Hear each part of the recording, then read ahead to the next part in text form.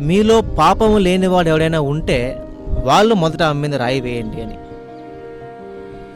So అప్పుడు జరుగుతుంది ప్రతి మనిషిలో కూడా ఇంట్రాస్పెక్షన్. ఎవరికి వారు వాళ్ళ హృదయాల్లో చూసుకుంటూ ఉంటారు. చిన్నదులు మొదలుకొని పెద్దల వరకు అందరూ కూడా తమను తాము పరీక్షిస్తూ ఉంటారు. కొద్దిసేపు తర్వాత అక్కడ ఎవరు ఉండరు.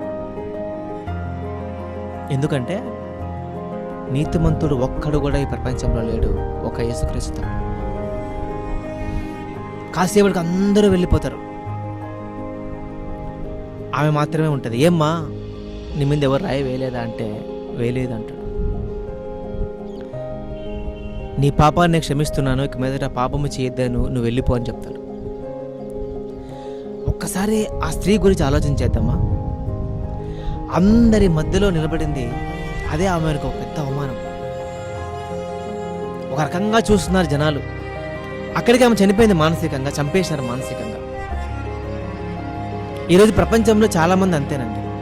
ఎవడైనా ఒక తప్పు చేస్తే, ఎవడైనా ఒక పాపము చేస్తే, ఎవడైనా ఒక నేరం చేస్తే వాడిని బాగుపరచాల్సింది పోయి, వానికి మంచి మాటలు చెప్పాల్సింది పోయి, వాడిని గురించి ప్రపంచానికి చెప్పి వాడిని మానసికంగా శారీరకంగా చంపేస్తారు. అది మనిషి నైజం.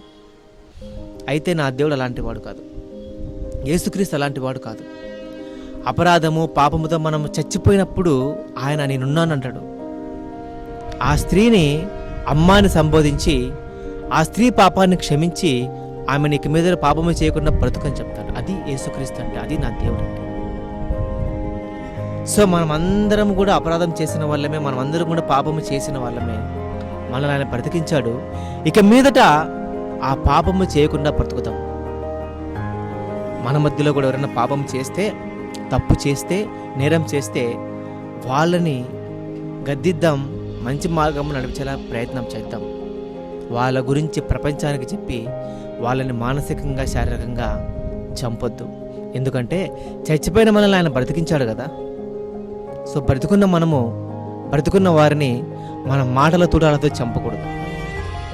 సో క్రీస్తులాగా ప్రేమిద్దాం, క్షమిద్దాం.